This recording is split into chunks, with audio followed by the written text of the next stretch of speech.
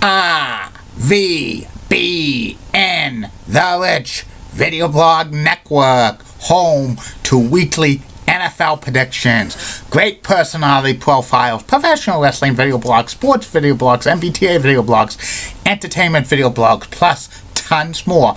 Collection of my work going back to June of 2014 is on various social media websites. RVBN, the only video blog on the internet that matters. Now it's 7:35 in the evening on Wednesday, January 25th, 2017, about 37 degrees. Good evening, Facebook, YouTube, Twitter, and Google+. This is Rich again, back for your third and final video blog of the night. It was a nice sunny day out, highs in the upper 40s. Tomorrow, it's going to be in the low 50s, which is good for this time of year. Get all the snow melted again in the next 5 to 7 days in the southern New England. Nice weather, seasonable temperatures. Not too cold, no below zero, or no major snowstorms. But do not think winter's over. February and March, known in New England to get the worst snowstorms on record. So keep those shovels handy. You're definitely going to need some. You'll be shoveling some more before this winter's in the books. Some news to report on the RVBN Newswire. The Colorado Rockies signed closer Greg Holland to a contract pending a physical. Penguins center Ugaldi Malkins going to miss an All-Star game because of an injury. And sad news to report in the world of music. One of the founding members of the Allman Brothers, Butch Trucks, who was also a drummer, passed away at the age of 69. So prayers to his family in this time of need.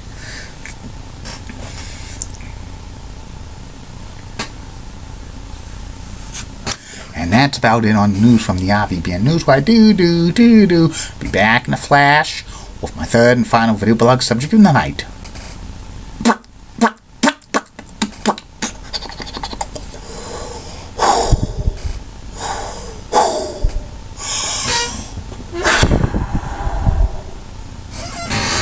Time is now 7:37 in the evening. Coming to these video blogs in February, some good stuff. It's sweeps months. RVBN. I'm back. My third and final video blog subject of the night is about the Madison Square Garden house show card for the WWE on December 28th, 1984. This house show was infamous for Dr. D. David Schultz backstage telling then ABC 2020 reporter John Stasso, saying that wrestling is fake, and Dr. D. David Schultz slapped John Stasso. That led to a lawsuit that John Stasso filed against Dr. D. David Schultz and the WWE, and it also led to Dr. D. David Schultz's departure from the worldwide leader in sports entertainment. Also, on this Madison Square Garden house show card was the start of the angle between Hulk Hogan and Rowdy Piper. It started when Cyndi Lauper got an award from Dick Clark and WWE President Jack Tunney, making contributions to women's wrestling. Hulk Hogan was at ringside, and Wendy Richter. Also, Cyndi Lauper's manager David Wolf also got an award. They raised money for multiple sclerosis, and they gave the biggest award to Captain Lou Albano, who was dressed in a tuxedo. This was also the start of the face turn for Captain Lou Albano for being a heel manager for so many years. And Piper comes down and attacks Captain Lou Albano, hits the gold record, and gives the power slam to David Wolf, and knocks out Cyndi Lauper. Hulk Hogan comes out and saves the day. And calling the action for this Madison Square Garden house show card was Gorilla Monsoon and Mean Gene Okerlund. And ring announcing was the Fink, Howard Finkel. And here's the matches that happened on this card. First match was Brutus Beefcake with Luscious Johnny Valiant facing off against one of the perennial jobbers of the WWE at this time period, SD Special Delivery Jones. It was kind of a highly competitive matchup. SD almost pulled off the upset, but in these matches he has to look real good. Thinks he's going to surprise and score an upset, but in the end, Brutus Beefcake gave the knee drop to SD Jones, and he was 1, 2, 3.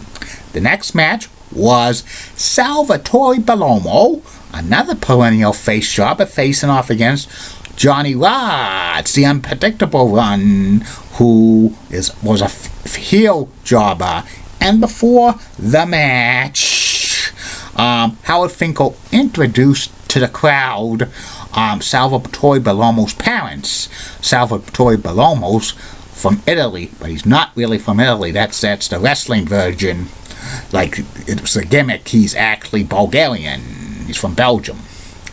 And this match was a decent match. Salvatore Bellomo won with the flying body cross from the second top rope. A rare win for Salvatore Bellomo in this era. Next match was the Martial Arts Championship on the line for the WWE. It was Dr. D. David Schultz facing off against Antonio Inoki. This was a back and forth matchup. Antonio Inoki wins it about 7 minutes with the Enziguri kick, which that's famous to other wrestlers later on in the WWE used it. Bad News Brown, but it was called the Ghetto Blaster, and it was also one of Owen Hart's favorite moves. The Enziguri put the hot big kid Shawn Michaels in the hospital. That was part of the storyline. The next match was the Madison Square Garden debut of the Junkyard Dog. He came out to Another One Bites the Dust. But when this is shown on the WWE Network, it's double open for grab them cakes because Vince McMahon ain't going to write out a check to the record company that has Another One Bites the Dust. He won't do it.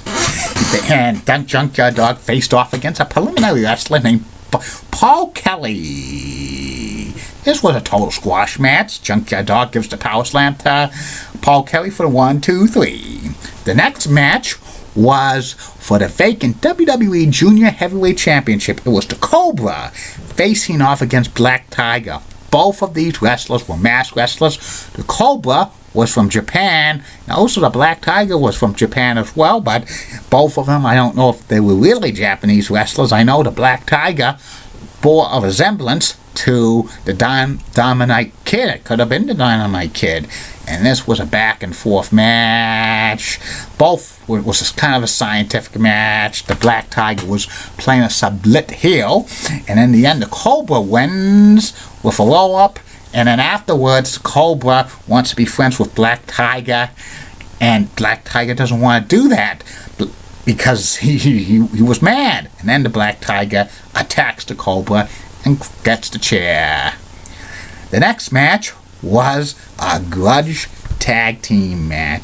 It was Roddy Piper and his bodyguard, the Ace, Cowboy Bob Orton, facing off against Superfly Jimmy Snuka and the Tonga Kid, who eventually later became Tama of the Islanders.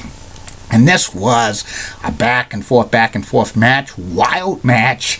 Eventually, all four wrestlers got into the ring. Referee lost control. He signaled for the bell, disqualifying both parties. The next match was from Nice, France, Rene Goulet facing off against Mike Rotundo, who was making his Madison Square Garden debut. Many WWE fans know Mike Rotundo as the corrupt taxman Erwin R. Shyster, also known as IRS. But Mike Rotundo at this time was a clean-cut baby face, And this match lasted about 10 minutes. It was competitive because Rene Goulet had to make the faces look good. In the end, Mike Rotundo gives the airplane spin to Rene Goulet and pins him 1, 2, 3. The next match was for the WWE Tag Team Championships. It was the North-South Connection. Adrian Adonis and Dick Murdoch, the reigning WWE Tag Team Champions, at that point facing off against the Briscoe brothers, Jack and Jerry Briscoe, who were former NWA World Tag Team Champions, who came into the WWE a couple of months prior. And this was the only Madison Square Garden match for the Briscoe brothers as a tag team. And this was a very, very highly competitive match. It went over 26 minutes, and it was back and forth. Ending had both Adonis and Murdoch and the Briscoe brothers get counted out of the ring. Afterwards, to go back into the ring, both Jack and Jerry put the figure 4 leg lock on Adrian Adonis and Dick Murdoch. Double the count out means titles can't change hands, so Adonis and Murdoch retained the WWE Tag Team Championship. The next match was Mr. Fuji, who was basically a manager at that point, facing off against Barry Windham. This was a whole 19 seconds.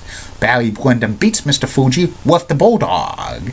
And then the main event for the WWE Championship. It was Hulk Hogan defending the WWE Championship, facing off against the Iron Sheik with Classy Freddie Blassie as his manager. Classy Freddie Blassie dropped his Ayatollah Blassie gimmick around this time because he also managed Nikolai Volkov. And this was only about a 4-minute main event. It was a typical Hogan defense. He beat the Iron Sheik with the leg drop. 1, 2, 3. I think they had to cut down on the final 2 matches because of Adonis and Murdoch and the Briscoe brothers going close to 30 minutes. And this Madison Square Garden house show card's very memorable because it started the Hogan-Piper feud, and give it an A for that. But the rest of the card's just like, a typical house show at Madison Square Garden. Maybe 2 or 3 solid matches, but the rest basically jobber matches. And that's about it on that. Tomorrow I'll be back for 3 more video blogs for you. First video blog will be about the top 10 greatest females in the history of Fox News Channel. Second video blog of the day will be about the classic TV show, The Bionic Woman. And third and final video blog of the night will be about the MSG WWE House Show card from January 21st, 1985. Like I always say, keep calm, everybody. I'm a Julie Bretton guy. I was mentioned again on Julie Bretton's Facebook chats. I'm one of Julie Bretton's biggest fans. She always mentions me on there. I always comment on her Facebook. She's the best. She's got the best legs in Orlando, Florida. And one of these days, I'm going to interview Julie Bretton for my video blog. It's guaranteed to happen. Molly Rose Blood, WCCO, actor has nice legs. Elizabeth Hutt, so stunning. She's the best. Amy Sweezy's awesome. Amy. Linda Church of WPIX, Channel of New York. Such a rocking cougar's got the best legs in New York City. Bobby gives it ABC 11, has a sweet southern accent. Ren Claire of WHC, Channel 7 Boston. Rocks, and she's got the best legs in Boston. Danielle Gersh of KCAL and KCBS of Los Angeles is so awesome. She's got the best legs in LA. And in the words of the retiring sports announcer Brent Musburger, you are looking live at Max 2 at 176 Boston Road in Billerica. Good night, everybody. See you.